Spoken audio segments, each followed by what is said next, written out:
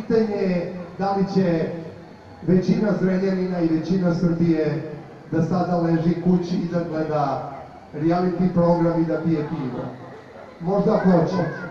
Nikada u Srbiji većina nije vukla, uvek je manjina vukla. I ja verujem da će se ovo širiti kao što je bilo iznenađujuće da se to proširilo na 100 gradova. Ja verujem da će toliko vlast napraviti kontrafaulova i toliko gluposti da će se svima brzo smučiti. I zato do pobede, Zrenjanine, glavu gore, mi nećemo stati, nećemo odustati od svojih osnovnih prava.